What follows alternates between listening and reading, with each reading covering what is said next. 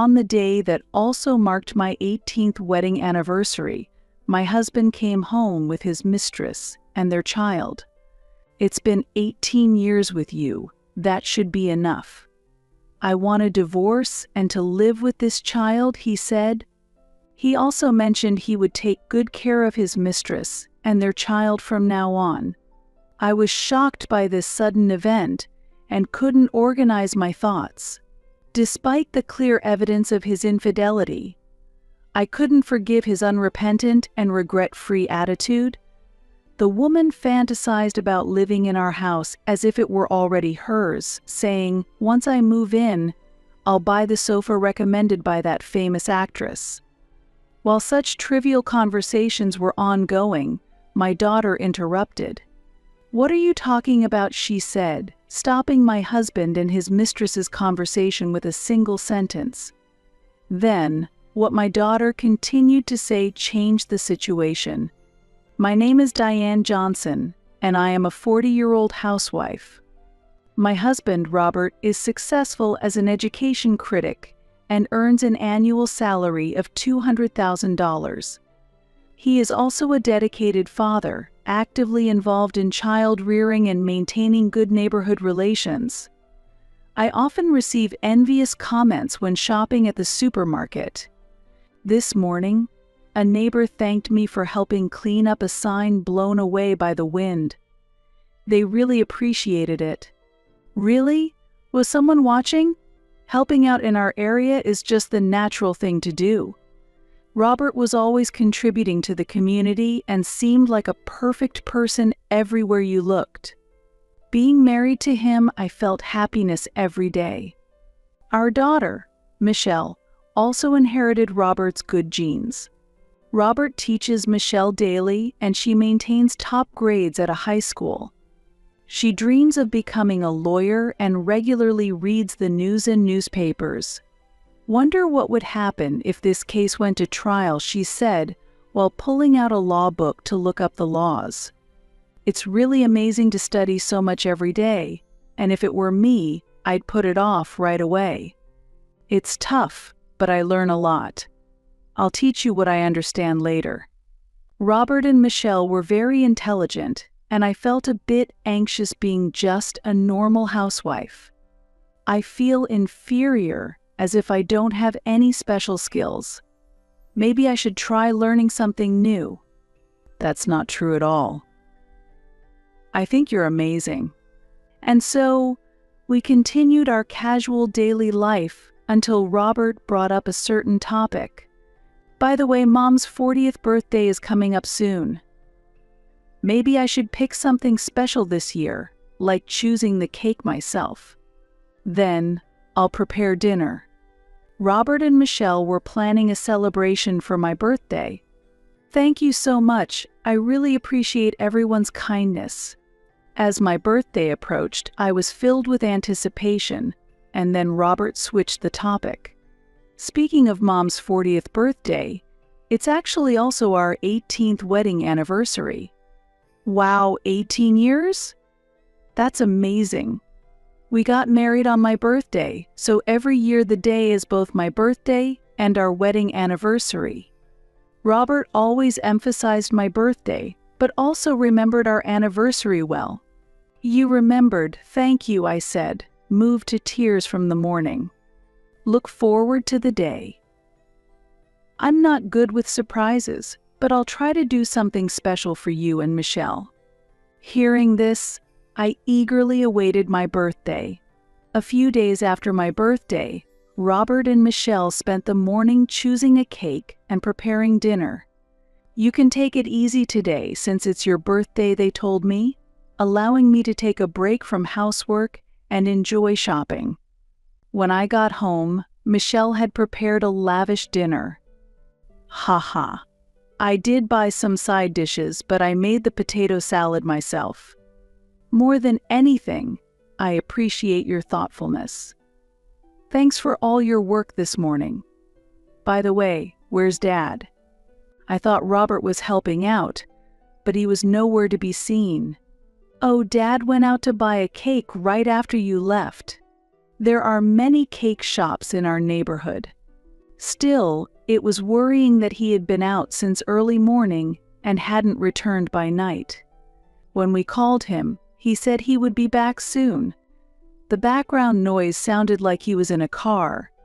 Maybe Dad went to a faraway store to buy a special cake you saw on TV and wanted to try. Yeah, maybe he went to buy that delicious-looking cake you mentioned. We eagerly awaited the tasty cake and Robert's return. 30 minutes later, Robert came back holding a cake box. "Sorry I'm late. I bought your favorite cake, so let's put it in the fridge." "Now, let's eat the dinner Michelle prepared." "Yay! I'm starving, let's eat." I smiled, listening to their conversation, and carried the cake to the kitchen. What I exclaimed in surprise, but my eyes were fixed on the cake box. Checking the seal, it was from a shop just a 10-minute walk from our home. I was a bit embarrassed, thinking he had driven far to buy a special cake, but he probably just picked up the cake along with some other errands. After dinner, as we were about to eat the cake, Robert cleared his throat and started to speak. "I have something to tell you. Can you wait a moment?" Michelle and I exchanged glances and whispered to each other about what might happen next. "Maybe there's a surprise for our silver wedding anniversary," I suggested, thinking it might be possible. Robert might have gone on a long trip to buy a present. Michelle, excitedly poking my arm, said, "I wonder what we'll get." Knowing Dad, it must be a beautiful branded bag. While we waited eagerly for Robert to return, Michelle and I let our expectations grow. Then, 10 minutes later, Robert came back. The moment the living room door opened, our expectations immediately changed. "What?" I exclaimed. Behind Robert stood a woman and a child I didn't recognize. A woman in her 20s wearing a miniskirt and a grade school child with brown curly hair stood there, clearly from a different background than our family, which unsettled me a bit. "Who are these people?" I asked, and Robert dropped a bombshell. "Actually, this child is mine." "What?" Michelle and I both exclaimed in shock. We hadn't imagined such a thing, and the impact was immense. As I was speechless, Robert continued, "It's been 18 years with you. That should be enough." "I want a divorce and to live with this child," he said. "Michelle has already graduated from high school and is an adult. You both are grown-ups, right?"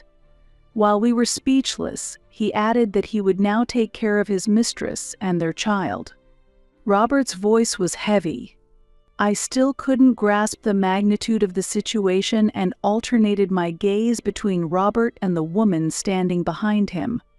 "But this child is still young, and we haven't spent much time together. We've always had to sneak around outside. That's why I want you and Michelle to leave this house for the sake of this child." Robert was asking us to leave the home we had lived in and loved for many years. We bought this house when we were newlyweds, filled with excitement, and it was packed with memories. He was saying we should hand it over to his mistress, because he hadn't spent enough time with his mistress and love child, which was utterly unreasonable. Faced with this sudden turn of events, I needed a moment to stop and gather my thoughts. "Wait a minute. Are you really saying this child is yours?" I challenged, doubting the child who was different from Michelle. "Yes, it's true. This child's name is Nicole. Unlike Michelle, she's very active and cheerful. Right, Kelly?" "Yes. I heard from Robert that Michelle is quiet and intelligent." "I'm very happy that Nicole has a completely different personality," Kelly said with a smile, looking at us. I was infuriated by the exchange between Robert and Kelly. Thinking about how Robert had been caring for another woman behind my back while I looked after Michelle at home made me sick. "Mom, are you okay?" Michelle asked, rubbing my back worriedly. Normally, Robert would have noticed right away. but now he was completely ignoring me due to the presence of another woman. He was only looking at Kelly and Nicole. "This will be our new home. We'll give the sofa and TV to Diane and buy new ones," Robert declared. "Wow, great. I want the sofa that famous actress recommended," Kelly exclaimed happily. They were already planning ahead as if the house was theirs to give, even though no such agreement had been made. I had no intention of handing over our home to his mistress. "It seems like you're moving ahead with your plans, but this house is not yours to give. I want you to leave as soon as possible," I said loudly, and the room fell silent. Robert sighed deeply, looking at me coldly, and said, "Listen, this house is supported by my income. That means I have the authority over it. From today, this place will be our family's home, and I want you out, okay?" Robert's usually mild demeanor had turned into that of a complete stranger, cold and merciless. He laughed mockingly and added, "We are getting divorced today? Diane, you're 40, it's a good time. Don't worry, I'll make sure to pay child support until Michelle is fully grown." "I don't understand at all. Do you think she will take care of your parents? You know your father is in the hospital right now, right?" "Of course. What are you talking about? The divorce has been approved by my mother, too. No need to worry about money." Robert seemed to think that paying money would solve everything. Feeling belittled by him, I was filled with indignation. "What are you talking about?" Michelle asked calmly. "What's wrong? Are you sad about being separated from Dad? Don't worry, I won't forget about you even if we're apart." "No, that's not it. Dad, you can't divorce Mom." Michelle's statement brought murmurs to the room. "Why would you say that? Are you jealous that we are going to be happy?" "Kelly, calm down." "Michelle, where did you get that idea?" Robert asked with a forced smile. Michelle's response then changed the situation. "Because it's defined that way by law." "What law?" "That's news to me. Are you trying to scare us?" Kelly questioned. I hadn't heard of that law either, but knowing how serious Michelle usually was, she wouldn't lie. Robert, understanding Michelle's character, was surprised by her words. "Actually, the law does not allow the person bringing the mistress to file for divorce, so it's impossible for Dad to propose divorce." To verify this fact, I immediately checked my phone, and sure enough, Michelle's statement was accurate. "Oh, it's really here. Written right here," I said, and Kelly vehemently objected. "Then you should propose the divorce. Give Robert to us." Even though Kelly pressed me, thinking about what Robert had been doing made me uncertain if we could really start over. Yet, I also felt that I couldn't just let Robert go, following Kelly's demands. When I was cornered by Kelly and couldn't say anything, Michelle stood up for me. "What do you really want to do, Dad?" "Yes, of course, I want to start a new life with Kelly and Nicole." "Michelle, you're an adult now, and you can live with Mom, right?" Robert replied. Michelle responded calmly to that. "Is that so? But would you still want to be with her if this child causes you to lose your job?" What Robert was taken aback. Nobody understood what Michelle meant.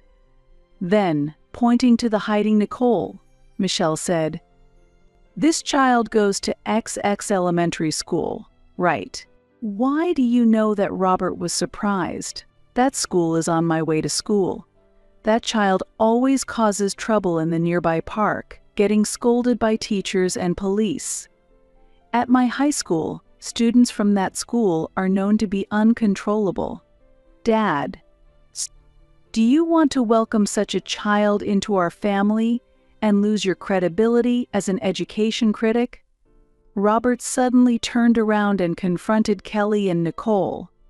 "Is what Michelle's saying true?" "Nicole, have you really been doing that?" he shouted. Nicole trembled behind Kelly. Trying to gather accurate information, Robert pressed Kelly. "If the police and teachers have been involved, the parents must know. Kelly, tell me the truth." Under Robert's imposing demand, Kelly averted her eyes while sweating. Such things are normal for elementary students in any generation. It's not something to make a big fuss about. Though not an explicit affirmation, her words were effectively an agreement. Hearing Kelly's comment, Robert held his head in his hands. He might have been imagining what life would be like with Kelly and Nicole. As an education critic, his reputation would decline and sooner or later he would face criticism. The confident Robert, who had been declaring his marriage, was no longer the same.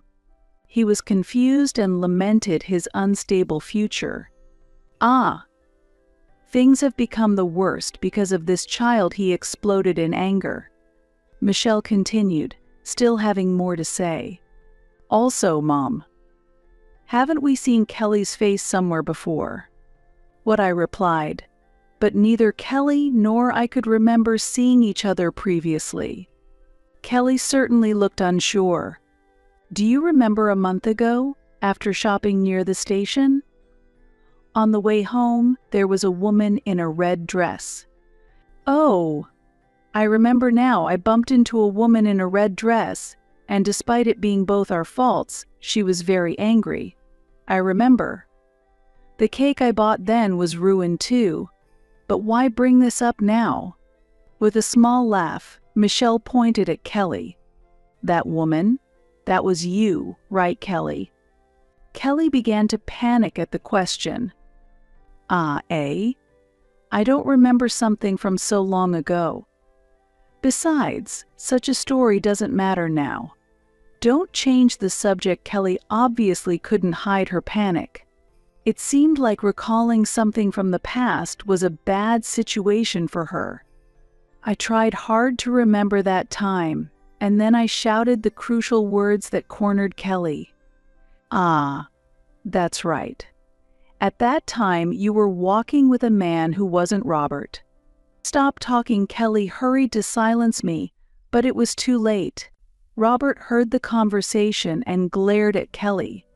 "What? Were you cheating?" "No, it was just a coincidence. And what can you say you were cheating to? It's terrible. Why do I have to be treated like this?" Kelly couldn't hide her turmoil at her sudden exposure. Robert's anger intensified. "Kelly, you're in a different position. You depend on me for support, and you think you can cheat. How can you do such a thing when you have a child? And a month ago, we had already decided to marry, hadn't we?" Thus cornered, Robert and Kelly were more unsettled, and their situation became comically chaotic. As they continued their almost frantic arguing, Michelle and I could only watch, but finally, we couldn't take it anymore and intervened. "Enough. Stop it. Robert, you're not in a position to talk about cheating." I ended their pointless fight. "Robert, the only reason you can work is that I support the home. Don't forget that. It's because of the support of the whole family that you can pompously call yourself an education critic," I said sarcastically. With a cold laugh at Robert, I turned back to Kelly. "I'm really sorry, Kelly, bringing up such a thing at this time. You only wanted to marry a rich man for your unrelated child, and now this situation. Really, I feel sorry for you," I mocked Kelly. Kelly and Robert were always unsettled and couldn't carry out their plans to the end. Enough. Everything is a mess, and it's the worst. Kelly realized her marriage to Robert was not going to happen and couldn't hide her irritation. "I can't stand it anymore. I can't imagine marrying you. Get out," Robert shouted. Like Kelly, his marriage became impossible, and his anger reached a peak. "I'll never step into this place again. Nicole, "Let's go." Kelly tried to escape the scene after suddenly appearing and pressing me for a divorce. Her affair revealed and her position worsened. This day was my birthday and also our 18th wedding anniversary.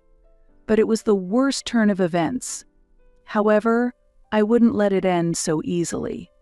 As Kelly attempted to flee, I tapped her shoulder lightly and said, "Where do you think you're going? Since you had an affair with a married man, expect a claim for compensation." "What? No way. I don't have that kind of money." "Why don't you get it from Robert?" Kelly hurriedly argued back. "Of course, I will also claim from Robert, but separately from you. It's unfortunate you couldn't marry." "I'm truly sorry for you," I said coldly. Kelly clenched her fists and trembled with rage. "Even if you think about running, I'll consult a lawyer and it will go to court." Michelle added fuel to the fire, and Kelly, with no other option, pleaded, "Please, anything but that." Today we reconfirmed the future payment arrangements with Kelly and sent her away from our house. Only our family of 3 remained in the house, and a heavy silence hung in the air. Robert sat trembling, his face downcast. With a deep sigh, I declared, "Michelle and I will return to our parents' home for a while. I want you to live on your own and learn how difficult it is. This will be a good opportunity for you to understand that not everything is because of you." Leaving those words behind, we immediately started packing. "Wait, I'm really sorry. I apologize for the affair. Please don't go back to your parents," Robert pleaded. "You're just worried about how it looks, aren't you? You're acting this way because our leaving affects your career," I replied coolly. Robert, hit by the truth, could say no more. "We won't come back until you truly reflect on your actions," I declared, and Michelle and I left the house. Returning to our parents, they were shocked by everything that had happened, but supported us nonetheless. Even if Robert seemed perfect, perhaps my parents had always sensed something off about him. As the month neared its end, it became necessary to return to our house to collect belongings we had left behind. The home we returned to was in complete disarray. Clothes were scattered everywhere. Piled up mail cluttered the entrance, and it was clear that he had been subsisting on ready-made meals. Seeing the state of the house and feeling nothing, I quickly grabbed only what was necessary and left. As I was locking the door, I ran into neighbors who, rather than expressing concern, seemed relieved that I had distanced myself from Robert. "I wonder why Robert changed so much," they said. Robert, who had boasted about doing anything for the community, had recently turned cold and distant. In fact, when a signpost had been blown down by the wind, it was I who had fixed it, not Robert. However, he had claimed it as his own achievement. The neighbors had seen this and knew it was I who took care of everything.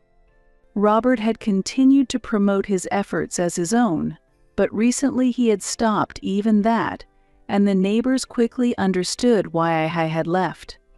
"I'm sorry for causing concern. By the way, how is Robert doing lately?" I asked the neighbors. They told me that Robert had become a troublemaker in the neighborhood. He doesn't remember the trash collection days and often puts out his garbage haphazardly. Robert continues to dispose of his trash outside of designated collection times, and even after the trash has been collected, he carelessly leaves more garbage out. When he is cautioned, he always responds with a smile, "Really? I'm so sorry, I didn't know. I'll be careful next time." However, his apologetic demeanor is just for show, and he ends up leaving the garbage as it is and walks away. Due to this continuing behavior, the neighbors have completely lost patience with him. "I'm really sorry. My husband has been causing a lot of trouble for everyone." I apologized, and the neighbors sympathized. "You've had it tough living with that husband." While Robert thought he was good at community relations, The reality was quite different, and he was shunned by everyone. After a bit more small talk with the neighbors, I returned home. Back at my parents' home, I planned to share this story with Michelle and laugh about it together. Listening to the story, Michelle snorted and began talking about Robert, laughing at the absurdity of the situation. Sure, Dad praised me when I got good grades on tests, but he would boast saying, "It's not Michelle who's amazing, it's because she's my daughter, or it's because I taught her," Michelle explained, exposing Robert's self-centered behavior. I had a hard time holding back my laughter. Robert's self-centeredness was also isolating him professionally. His arrogant demeanor became well known, leading to a decrease in job offers. The reality of this was clear. Unable to cope, Robert had started inviting other women to live with him, ostensibly to help with housework. Although he sweet-talked them as if he intended to marry, they were really just convenient housekeepers. Eventually, one of these women couldn't stand the situation any longer and exposed Robert's chaotic personal life to the media. The scoop spread instantly, dealing a significant blow to him. He had tried to act cautiously to prevent his private life from leaking, but a small mistake led to disastrous results. His work rapidly declined, and former colleagues began to reveal his arrogant behavior. What started as unbelievable rumors eventually accumulated into overwhelming evidence, leaving Robert with no room for defense. As a result, he was completely ostracized from the industry, and his notoriety made it impossible to find new employment. While contemplating a future with Robert, I allowed myself a cynical laugh. I had thought about repairing our relationship if he truly reflected, but I knew it was a naive thought. Deciding on divorce, I sent the divorce papers to finalize the separation. Robert tried to contact me multiple times, but I ignored all his attempts, continuing my complete disregard. I imagined him regretting his infidelities upon seeing the divorce papers. He might still harbor childish hopes of reconciling with Kelly, but that would be inexcusable.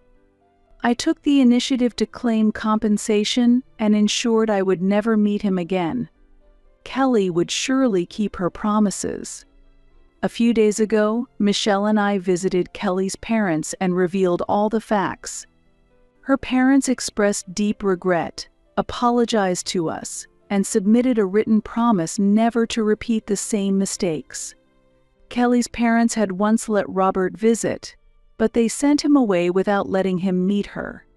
Kelly would now live under her parents' strict supervision, forbidden from contacting other men and leading a monotonous life with restricted freedom. She would regret this incident for the rest of her life. Both Robert and Kelly would have their own time for reflection. I vowed to Michelle that I would do my best to provide her with a much more fulfilling life than before.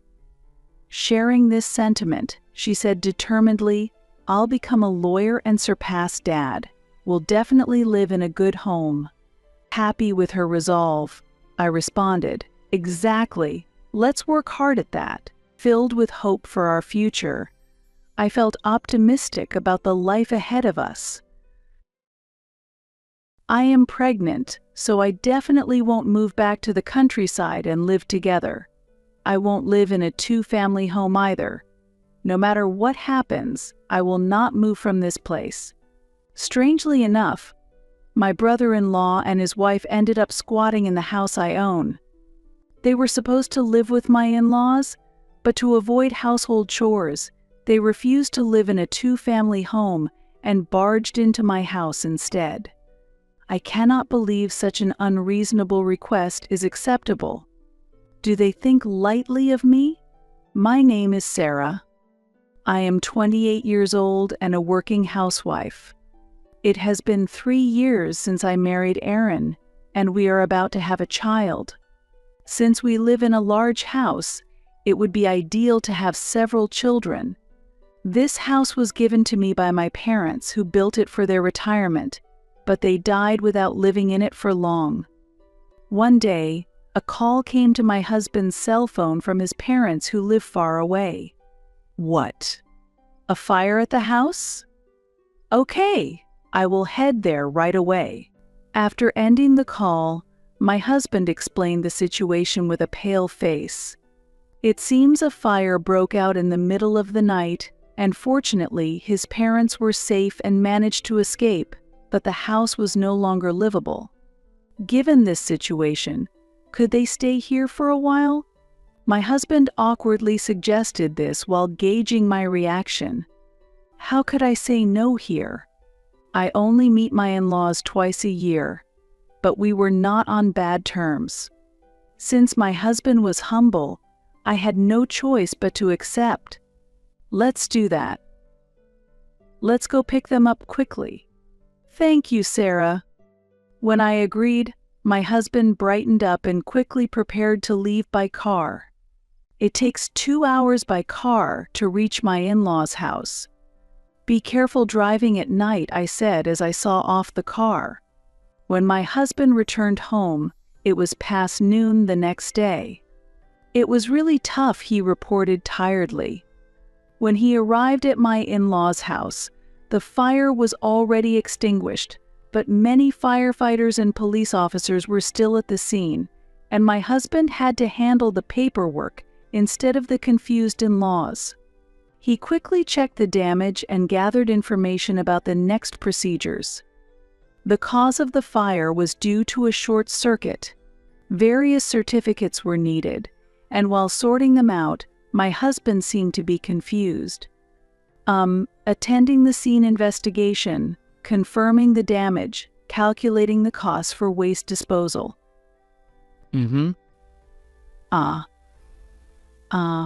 Is he okay? He was groaning like a zombie while talking. Behind my exhausted husband stood his equally drained parents. Their faces were covered in ash, and they were expressionless from fatigue. I'm sorry, Sarah. We really troubled you, said my mother-in-law with a wry smile. But then tears started to overflow, perhaps from the shock. Next to her, my father-in-law quietly said, I'm sorry. According to my husband, the house was almost completely burnt down. Their beloved home, filled with memories, had been lost. It's hard to escape the shock. Don't worry. Family is there to support each other. Just like my husband, I took time off work to prepare for their arrival. This is how our joint living situation started. However, my in-laws did not intend to stay here long and hoped to rebuild their house at the original location once the insurance payout was settled. My father-in-law, who was nearing retirement, was planning to work at a local branch for a while. My mother-in-law has been a housewife for many years and was skilled in household chores, which was a great help as she kept the house tidy. A clean house is comfortable. I was happy to come home to a warm meal.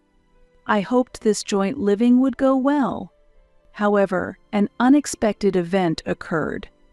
My husband had a brother named Kevin, and one day, his brother and his wife suddenly appeared and said, "We will live here." I owned this house and had not given any approval. Nevertheless, their belongings were continuously brought in. Why would you live here?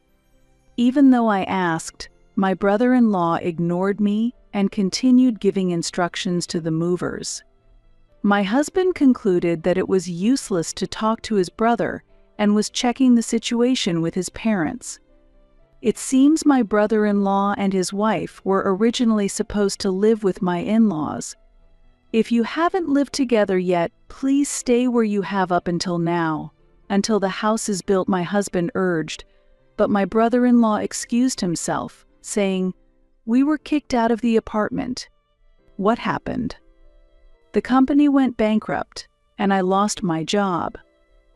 While that was happening, I couldn't pay the rent, and we were kicked out, my brother-in-law explained. Did you actually look for a job? My husband asked sternly. but my brother-in-law just gave a wry smile. Of course. But the economy is bad, he answered. Meanwhile, all the belongings had been brought into the house. Considering they had been living in an apartment, the amount of belongings was surprisingly large. I'm tired.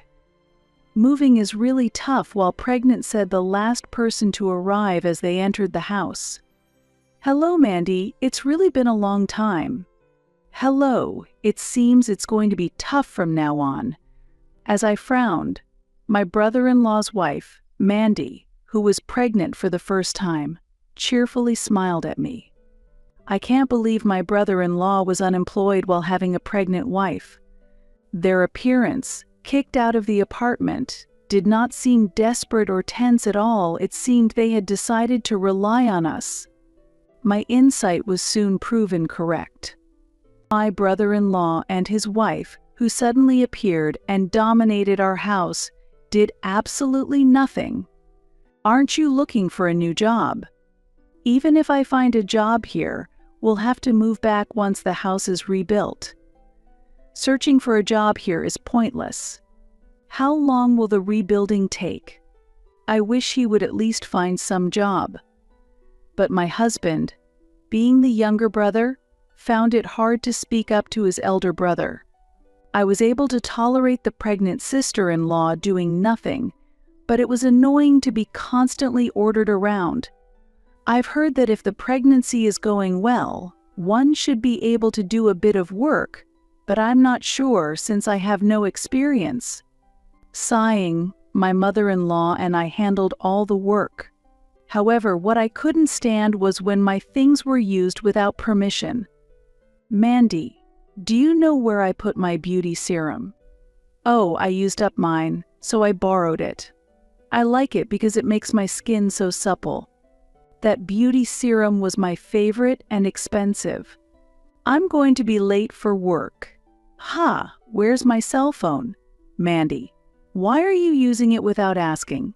Give it back. I'm just talking to a friend, let me use it. But I'm in a hurry now. You're noisy. Oh, I want to use the internet today, so just let me use the cell phone. Give it back. Such things also happened. As a result, my mother-in-law bought a new cell phone for my sister-in-law, and I finally got my phone back. My brother-in-law lazed around without working, and his wife continued to use my things without permission.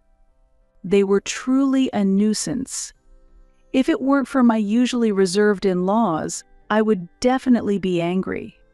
However, my mother-in-law seemed quite exhausted. During the times my husband, father-in-law, and I were at work, she was left alone to take care of my brother-in-law and his wife. She was experiencing both physical fatigue and mental stress. The stress continued, but finally, the insurance money came through, and the reconstruction of the house began to materialize. There was a prospect of them moving out, and I felt a bit relieved. Then, one day, something happened. Take a look at this.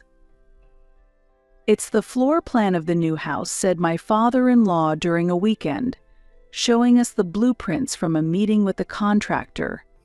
It's a full 2-family house with 2 separate entrances, designed to ensure privacy. This way, even if my sister-in-law is lazy, my mother-in-law won't have to do all the housework alone. That's wonderful, I said. Isn't it? Replied my mother-in-law with a smile. But then, a problem occurred. Why are there 2 kitchens? Asked my sister-in-law. Does this mean separate utility bills too? Said my brother-in-law.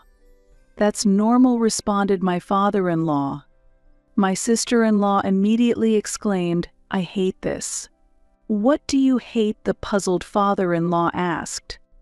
Because this way there's no point in living together. There's no need for a 2-family house. 1 kitchen is enough. After all, mother-in-law will do the cooking, my sister-in-law argued. But in the future, won't you be the one cooking if you have children? I said. No, no, what are you talking about? She reacted as if I was wrong. I'll be busy with childcare. My mother-in-law should do all the cleaning, laundry, and cooking, she insisted. To this, my surprised mother-in-law looked utterly shocked. Mandy, I can support within my capacity, but I can't take on everything. You're a full-time housewife, right? Help out a bit. It seems that my sister-in-law, who was trying to push all household responsibilities onto my mother-in-law, was opposed to the idea of a two-family house. Then, she declared, enough. I'd rather stay in this house than move to such a place. Huh? That would be troublesome. What's so troublesome about it? Moving is impossible now. Especially to such a countryside, she replied. My brother-in-law joined in. Exactly. It's impossible to work in such a countryside, expressing his anger. Their words were so out of place, I didn't know where to begin. Why don't you find a job quickly and move out, my husband suggested. And who will do the housework if I do that, he retorted. My husband-in-laws and I were just fed up with their comments when my sister-in-law dropped a decisive statement. Since I am pregnant, I absolutely will not move back to the countryside to live together. I won't live in a two-family house either. No matter what happens, I will not move from this place, she declared. Her words were truly unacceptable. Family discussions continued over several days, but it seemed that my sister-in-law had no intention of leaving this house. Moreover, the space they occupied gradually expanded. One day, when I returned from work, I found my mother-in-law distressed at the entrance. What happened? Sarah, you're back. Kevin and Mandy started changing rooms on their own. I tried to stop them, but they were too forceful. When I checked inside the house, our spacious bedroom had been taken over by my brother-in-law and his wife. Where are our things? When I asked my brother-in-law, he pointed to another room, saying, I moved everything except the bed to that room. That room was the smallest in the house, and items from our previous bedroom were scattered about. What a mess! I wanted to consult with my husband immediately, but he was away on a business trip and wouldn't be home for another week. I avoided calling and sent a message, but he hadn't seen it yet, and I felt anxious. The next day, the situation worsened, and debt collectors visited. Sarah, it's terrible. My mother-in-law called me at work, and I hurried home. When I got home, I found her crouching at the entrance. Apparently, some menacing-looking people had come looking for Kevin. However, Kevin, who usually did nothing all day, was the first to immediately run away. My sister-in-law was also absent. My mother-in-law had to deal with them alone and was quite shaken. Seeing my tearful mother-in-law, I made up my mind. I couldn't endure it any longer. I would tell everything to my husband. I couldn't just stay silent, even though he was on a business trip. It was impossible for my mother-in-law to endure any more, and I was at my limit as well. Our relationship as a couple might be strained, but I didn't care. This house was built by my beloved parents. I could not tolerate any further insults. I decided to call my husband. "Hello, Sarah. What happened?" my husband asked. "Who do you choose, me or your brother?" I asked. What my husband exclaimed. As I explained the situation regarding my brother-in-law and his wife, I could hear his astonishment over the phone. With a deep sigh, my husband said, "All right, Sarah, do as you like." "What did you say?" "Sorry, Sarah. I've trampled over your feelings. It's my responsibility. You can handle my brother and his wife as you please," my husband replied. "Really?" "Of course, because you are the most important." Hearing this from my husband, I felt a renewed attraction to him. Understood, I'll do as I please. With my husband's consent that night, I immediately took action. As usual, my brother-in-law and his wife were relaxing in our room, coming to the kitchen while saying, "I'm hungry. Tonight's meal is special." "What is this?" the surprised sister-in-law asked. "These are boiled green vegetables. Spinach, broccoli, perfect for pregnant women. Please enjoy." "Huh, but is this all?" my sister-in-law asked. "Just eat," I insisted, forcing her to eat. "What else?" my brother-in-law asked. "Here, this is a pile of beans," I presented in front of him. "What is this?" my brother-in-law exclaimed. "Beans are cheap, but rich in nutrients." "Impressive, right?" I explained. "But this isn't enough," he complained.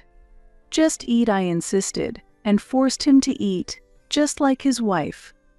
After dinner, what the hell? This kind of treatment of a pregnant woman is unacceptable. Screams were heard, but I silently headed to the room that my brother-in-law and his wife were using as theirs. "What are you doing?" Ignoring my sister-in-law, who hurriedly followed me, I made a phone call. "Can you start right away?" Soon after, a worker in work clothes appeared and immediately dismantled and took away the bed. "What are you doing?" That bed was high quality. It was so comfortable. "It's dangerous for a pregnant woman to fall off the bed." "I'm reluctantly giving it up for your wife's sake. Please sleep on this floor mattress instead." "Huh? What are you talking about?" Since the mattresses they had been using were also unnecessary, I disposed of them as well. "It's late tonight, so I'll lend you this blanket. But as adults, you should prepare your own bedding." Leaving those words behind, I handed them a square object and left the room. "This is a lap blanket." I ignored my sister-in-law's screaming voice. My brother-in-law and his wife complained to us and our parents, but we locked ourselves in our room, so I don't know what happened after that. Eventually, they spent the night on the sofa in the living room. In the morning, when I went to the living room, I felt sharp stares but prepared breakfast without caring and served it to my brother-in-law and his wife. "What is this?" "Boiled potatoes." "Where is the bread?" "Seems like stupid people can't see the bread." "What are you saying? It's clearly right there." When my sister-in-law suddenly reached out her hand, I immediately slapped it away. "Do you really think such behavior is allowed for a pregnant woman? This is abuse. How can you call it abuse when food is being served?" At that response, my sister-in-law was at a loss for words and just looked bewildered. But I couldn't trouble a pregnant woman any further. "I'll leave it to my mother-in-law." Looking at my brother-in-law, he said nothing and walked away. He was probably angry and went gambling, but no need to worry. I had already taken the money from his wallet. "I haven't stolen it, just took it back." "Ha, it's missing." Suspicious. After observing for a few days, it became clear that my brother-in-law had stolen it. Pretending to take a bath while keeping watch, I quickly caught the evidence. "Where is my money? Give it back." As expected, my brother-in-law hurried home and burst into the room, screaming, "Oh, you're back. Then, please handle the guest." I left the handling of the visitor to my brother-in-law. At that single word, my brother-in-law was at a loss for words. "Sorry for the trouble. Please leave the rest to me." Facing my brother-in-law were people with menacing looks. "We need to talk about the money you owe. Come to the office." Just like in a movie. In front of such a peculiar sensation, my brother-in-law, with tears in his eyes, was led away. By the way, everything was prepared in advance. Of course, both my in-laws and sister-in-law agreed as long as it wouldn't cause them any trouble. Now, on to the final stage. Mandy, you are a stranger, and I have no obligation to keep you here anymore. What did you say? My sister-in-law was shocked by my statement. I quickly presented her with documents. It seems you've been using my phone without permission, sending calls and emails. The records are here. That child, he's not my brother-in-law's, is he? Ha! What? My in-laws exclaimed. It turns out my sister-in-law had been dating another man before she married, and he seemed to be the father of the child. The remaining emails included, once the baby is born, let's go out together as a family of 3. Leaving such evidence was truly foolish. Once brother-in-law returns, you will probably get a divorce. But before that, please leave this place. At those words, my sister-in-law's complexion faded. What are you saying? You're going to kick out a pregnant woman? You all are terrible. No, the problem lies with you. I've already contacted your parents. Huh? You're sending me back home? I don't want to go back home. It's too rural there. Maybe living here is still better. Please, Father, let us live in your house. I have no problem with a 2-family home. Well, the plan for the 2-family home has been canceled. My sister-in-law's face got pale at my father-in-law's declaration. What did you say? We're planning to clear this site and sell the land. Then we intend to move to an apartment. Why is this happening?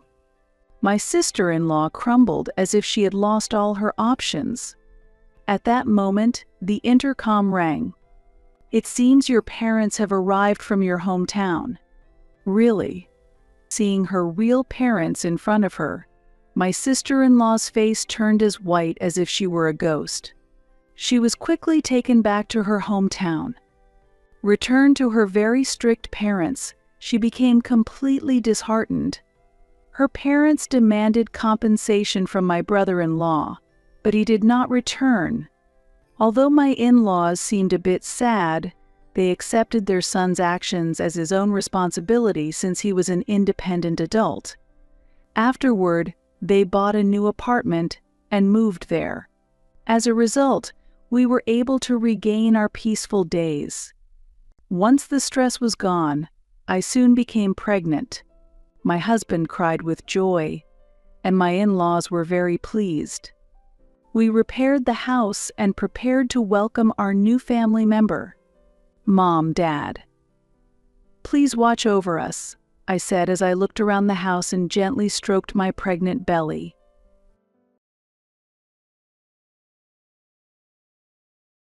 We are going to live in this house as a family. You should be grateful, you know? My mother-in-law said, looking down at me with a gentle smile. How rude she is. She said that despite the fact that my mother had passed away from illness not long ago, it was certainly unpleasant to hear my mother-in-law, with whom I had no connection, cheerfully talk about renovating the house. She came suddenly, even though the funeral hadn't taken place yet, without offering a single word of condolence. Instead, there she was, talking happily about living with her son, ignoring me as I was consumed by tears. It seems to her the family only includes her son, and I am like an outsider. She waved her hand at me as if she was shooing away a pest. I'm saying we'll live as a family. Did you think a daughter-in-law with no blood relation would be treated as family?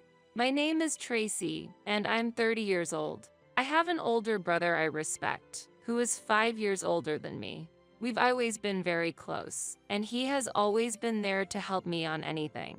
When I was having trouble with friends in elementary school, he would go directly to them and ask them to be kind to me for my sake. He might be a bit overprotective, but he's a reliable brother who cares deeply for his sister. During my rebellious phase in middle and high school, he often confronted our parents strongly, but he always treated me warmly.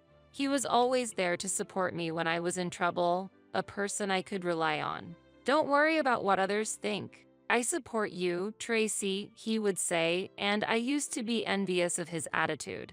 He also said, when our father passed away from cancer during my university years, I was truly grateful to my teachers and parents. They were the ones who always thought of me and scolded me as he reflected on his past, which was surprising to hear from my once mischievous brother. It was rare to hear him talk about the past, and it made me want to become a respected figure like his teachers and our parents. This experience nurtured in me a desire to support children in their growth and those facing difficulties, leading me to choose a career in teaching. While everyone around me was busy job hunting, I focused solely on preparing for the teacher recruitment exams. I still remember the surprised look on my brother's face when I passed the exam and told him and our mother, "Congratulations. I never thought you would become a teacher, Tracy. Good luck," he said, supporting me. Despite landing my dream job in teaching, reality was not as sweet as I had expected. I was busy every day with lesson preparations and student guidance, with late work becoming the norm. As remote work became more widespread, those in the teaching profession had no such option, forcing me to commute on crowded trains every morning. Weekends and holidays often required attendance for club activities. Additionally, living independently and managing a household as an adult made me acutely aware of the difficulties of domestic tasks. I remember struggling both physically and mentally in my first year as a working adult. Yet, I felt fulfilled in my role as an educator. As I became more accustomed to my teaching life, I started noticing odd behaviors and words from my mother. Conversations over the phone became difficult, and she would quickly forget things we had just talked about. Concerned, I visited my family home and was shocked to see garbage scattered everywhere. My normally tidy mother was confused about why things had gotten to that point, saying she had forgotten to take out the trash or that she had already cleaned up. Sharing the situation with my brother, we decided to go to the hospital together, where the diagnosis was unexpected. Our mother was diagnosed with dementia. Though it was early-stage mild cognitive impairment, her communication with other people had decreased since our father's passing, and her condition had gradually become more apparent. This situation increased my interactions with my brother and naturally led to more frequent visits to our family home. During these visits, my brother and I often discussed the future. Amidst my busy life, a friend introduced me to Steve when I was too overwhelmed with work and household management to find any personal enjoyment. My friend, insisting I needed time to relax, invited me out for drinks, where I met Steve. He worked for a foreign company and was deeply interested in the international aspect of my job as a French teacher. He was sincere and always prioritized me. The time spent with Steve was a happy moment in my busy days. Just having a meal together for a short while made all the fatigue disappear. I was drawn to him, and after dating for 2 years, on a day that wasn't special, he reserved a private room in a restaurant in New York City for us. Unexpectedly, he gave me a ring and proposed, saying, "I want to make you happy, Tracy. I want to marry you," but I couldn't answer right away. The reason was the anticipated burden of caring for my mother as her condition worsened. Steve was aware of my mother's situation, but I hesitated to involve him in this issue. Nonetheless, he encouraged me, saying, "If you're worried about your mother's situation, don't be. I want to support her together with you." I remember barely being able to say yes through my tears. When I decided to marry Steve at 27, we discussed it in advance and also consulted with my brother about my mother's future. As a result, we decided to build a duplex house where we could live together with my mother, using our marriage as the opportunity. From then on, I started receiving more frequent contacts from my mother-in-law. Before the marriage, my interaction with her was limited to greetings and face-to-face meetings. Initially, I felt her interest was minimal, but I sensed a reason behind her frequent recent contacts. Eventually, it became clear that the main content of these contacts was about the new house we plan to build. "I heard you're building a new house. What's the floor plan like? I'm curious about my son's new home. Can I see it?" As soon as we started talking, she made countless suggestions about the house's design, such as, "The kitchen would be better if it were larger," The staircase would be more suitable here, not there. Why not make the room next to the living room a guest room? Floor heating is a must since this area gets quite cold in the winter. I was uncomfortable with my mother-in-law, who wasn't going to live with us, meddling, but Steve stepped in to mediate to avoid conflict. Despite this, my mother-in-law persistently contacted me directly. Suspecting some ulterior motive, I discussed it with Steve. Your mother's behavior feels like she plans to live there herself. I'm worried she might be plotting something. Even if you talk to her, she contacts me directly, and I don't know how to respond. Yeah, there must be some reason for that. Don't worry, I'll handle it from now on. You can ignore all contacts from my mom, but won't she feel bad about that? It's fine. She's acting out of line. I'll talk to her. However, given her nature, she might try to contact you again. In that case, it's okay to avoid her call and ignore it. With Steve's support, I avoided further contact with my mother-in-law. The house design was finalized, and construction on the new home began. We planned to move into the new house in 6 months, and packing was going smoothly when the contacts with my mother-in-law had almost ceased. Steve informed his mother of the completion date of the new house, but she didn't seem to react much. Half a year passed, and the new house was completed. The first floor was arranged with a living room, kitchen, and a spacious room for my mother, while the second floor was our couple's space with individual rooms. However, by the time the new house was completed, my mother's health had begun to decline. During the day, when we were at work, my mother spent a lot of time alone, and I often came home to find the house in disarray. The doctor had warned that limiting her activities could lead to a rapid progression of her symptoms, so we had her do small tasks during the day. Yet, actions that had been easy for her became increasingly difficult. While she retained her cooking ability, she often left pans on the stove after use. She would forget to add detergent when using the washing machine or add too much, resulting in excessive foam. Despite having the newspaper right beside her, she would complain, "The newspaper didn't come today until the evening."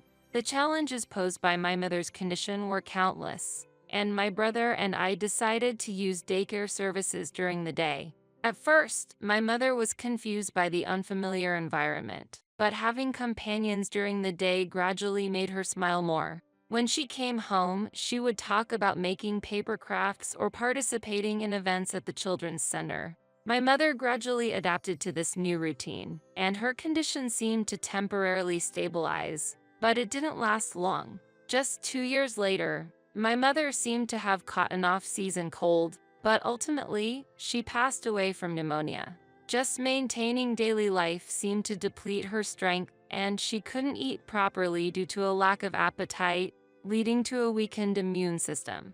I couldn't stop crying and couldn't recover from the sudden event. Yet, administrative tasks such as contacting the city hall, notifying relatives, and arranging funeral services piled up and waited for no one.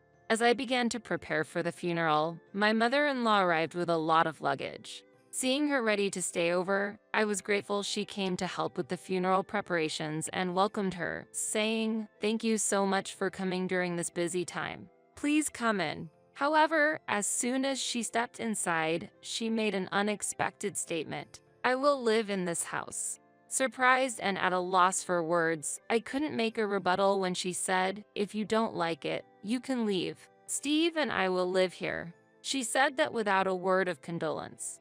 I was utterly confused by her sudden, self-centered declaration.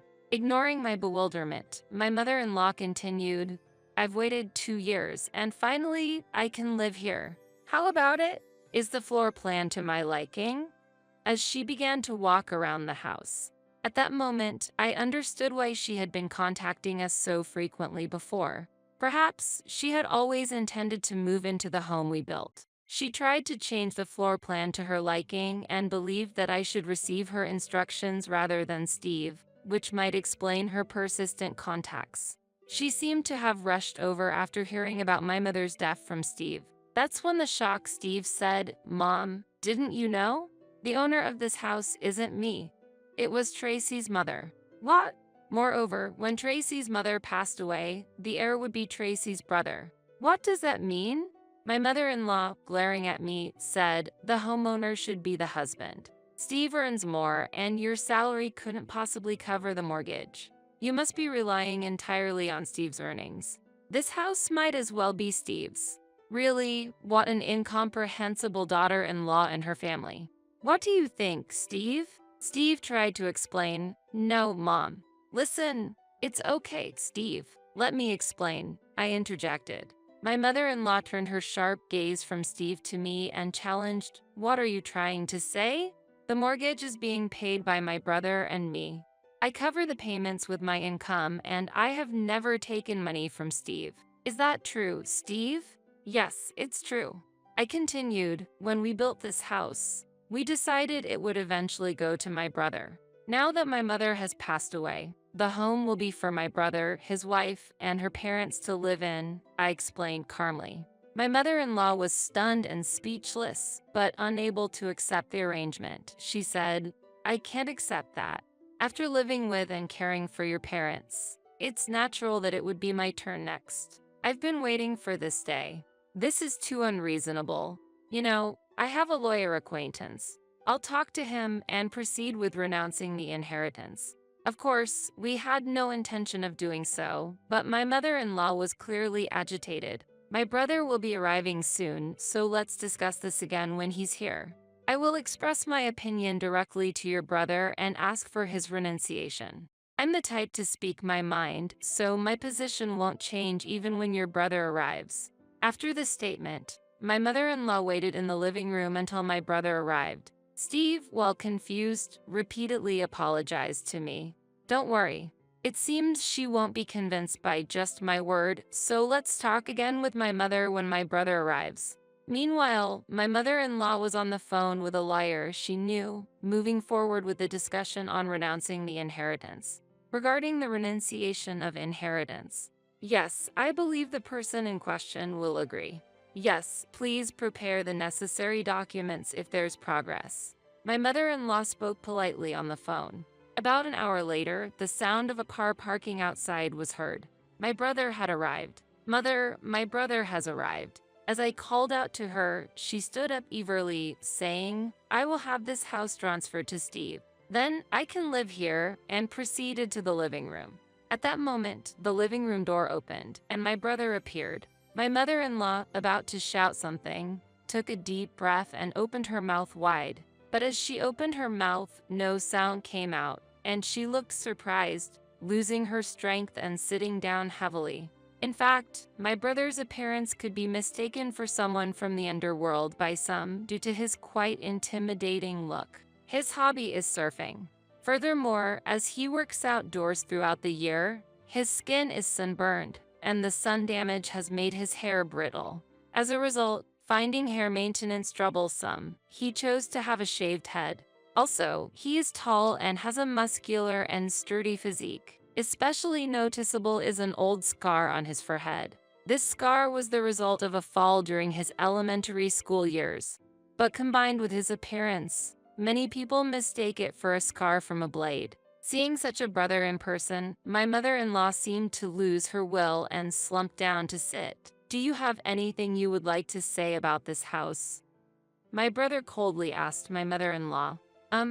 No, I had thought I would live here after your mother passed away. But then I heard that you would be living here, and I realized I understood nothing. Did Tracy tell you to live here?" We had a thorough discussion about this house before it was built, so I believe there was no such conversation. He spoke in a firm tone. "No, I misunderstood. Because I was involved in planning the layout with Tracy before the house was built, I assumed I had a right to live here too," my mother-in-law said, clearly confused and looking down. "A right to live here? Does that mean you were offering some sort of support to my sister?" "No, nothing like that. So, without bearing any burden or making any promises, you just assumed you had a right to live here just by offering your opinion on the layout?" "Yes, I'm sorry. It was my misunderstanding." At first, my brother looked at me suspiciously, but he refuted my mother-in-law's unreasonable claim with disgust. However, to my mother-in-law, it seemed more like anger than disgust, and she apologized deeply, becoming surprisingly docile. Just because our mother passed away doesn't mean there was ever a discussion about living with my sisters-in-laws. Right, Tracy? Of course. I never discussed the details of this house with my mother-in-law. I only mentioned it was a house for living together with my mother. As I answered my brother's question, my mother-in-law suddenly covered her face with both hands. I had believed that my son, Steve, was the owner of this house. After caring for your mother, I thought it was my turn to live with you. But taking care of an unfamiliar elderly person is difficult. So I thought I would wait until your mother-in-law passed away. When I received the news of her death from my son, I thought it was my turn and terminated my apartment lease. Now, I have nowhere to go. I didn't expect such a rash action without any promise. Either way, after my sister and her husband move out, this house is intended for us to live in. I'm sorry, but we have no intention of living with a stranger who's been disrespectful to us. Please leave. My mother-in-law might be pretending to be humble, but her words revealed contempt for our mother. My brother, too, avoided yelling directly at my mother-in-law, a figure related to me, but his anger was gradually rising, and his voice became lower and colder. When my mother-in-law looked at us for help, we reiterated that she should leave. Actually, due to Steve's job, we will be moving abroad soon. Yeah, Mom, you know I work for a multinational company, and there's always been a possibility of overseas assignment, right? We've talked about this possibility before. We had decided to continue caring for my mother until we moved abroad, a decision discussed with my brother, and Steve supported it. Unfortunately, with my mother's passing, we will follow the original plan, and my brother and his wife will live here. Such a thing. Seeing the disappointment on my mother-in-law's face, Steve and I exchanged looks. Then sighing, we continued. If you've terminated your apartment and have nowhere to go, how about coming abroad with us? We made the offer to move abroad, expecting her to refuse. You know, I hate flying, right? I don't even have a passport. But if you have nowhere to live, you'll have to find somewhere new. Steve said, looking slightly worried. Still, applying for a passport now would take time, and preparing for an international move can't be done quickly. We're leaving soon, so it's probably impossible. My mother-in-law's previous energy had faded, and she appeared dejected. Seeing this, Steve made a suggestion. Should I talk to John? Wait, I can't go to John's place. Don't contact him. My mother-in-law quickly said. John is Steve's brother. My mother-in-law was eager to live in our house, but adamantly refused to live with Steve's brother, John. But if you have nowhere else to live, what choice do you have? What do you think? As Steve spoke, my mother-in-law, unable to argue, looked down, then suddenly looked up and said, Then, can you just give me money? I absolutely refuse to live with that daughter-in-law. Steve sighed in exasperation as he began to make a phone call. My mother-in-law shrieked, trying to snatch the phone away, but as soon as the call connected, she backed off. It seemed that John's wife had agreed to take my mother-in-law in. Afterward, we hurried to proceed with the funeral preparations and other necessary arrangements, leaving the rest to that side of the family. When my brother and I returned to the living room after finishing our conversation, my mother-in-law was silently sitting on a chair, apparently displeased with the idea of going to John's house. Now we can finally start preparing for the funeral. We still have a little time, so let's get the preparations going and wait, Steve suggested. Agreeing with his proposal, the three of us started listing what needed to be done. An hour passed, and when the doorbell rang, it was John's wife standing at the door. Hi there. She had the appearance of a typical gal from a bygone era, dressed in eye-catching clothes, wearing a top with a deeply open neckline that day. She's straightforward with her opinions and, despite her casual appearance, dislikes in fairness, being both direct and friendly. It seemed she would get along well with my brother. However, my mother-in-law harbored a dislike for her. My condolences for your loss. I rushed over, so please excuse my attire, she said politely, which surprised me a bit. However, as soon as John's wife was led into the living room and saw my mother-in-law, she changed her demeanor and said, "Oh, come on, Grandma. Cut it out already. Don't trouble Steve and Tracy anymore. Let's go home." And she helped my mother-in-law to stand up. Originally, we had discussed living together, so if you had just agreed to that proposal from the start, you might have been spending your days more peacefully by now. The pride of the elderly can be quite formidable. Anyway, excuse us for taking her away. We've caused you enough trouble for today. With that declaration, she took my mother-in-law away promptly, apologizing deeply as they left. Actually, my brother and his wife had been proposing for a while that our mother live with them. Despite her unconventional appearance, she's incredibly caring, and when they got married, she promised, "We'll take good care of her."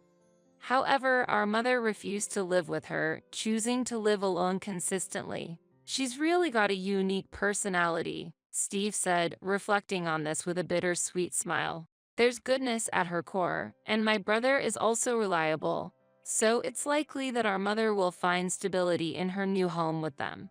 As Steve predicted, my mother-in-law started living with John and his wife without any issues. With John's wife around, it became difficult for her to behave selfishly, and she now seems to be living relatively peaceful days. Perhaps this somewhat strict environment suits her. She's always complaining, but she never actually tries to do anything on her own and doesn't seem to want to live by herself. "She just likes to grumble," Steve said, watching his mother's behavior with a resigned chuckle. The house we built is now inhabited by John and his wife, according to the plan we had set. It has become a warm space that deepens family bonds, with John's wife's parents recently joining the household, starting a multi-generational living arrangement. As agreed upon from the beginning, the mortgage is now shared between John and his wife's parents. I am currently in Paris, France, where my husband, Steve, was assigned for work. Initially, there was some apprehension about living in an unfamiliar land.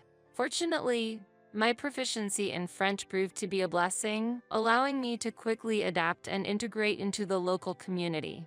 Leveraging my experience as a French teacher in the US, I've taken up teaching English in France. The work environment here differs from the US, with reasonable working hours that allow for personal time. With guaranteed weekends off, Steve and I now enjoy much more time together, experiencing new stimuli every day and leading a more relaxed life. Thus, we are spending our days meaningfully in a different environment from the US, learning and enjoying life in a new land.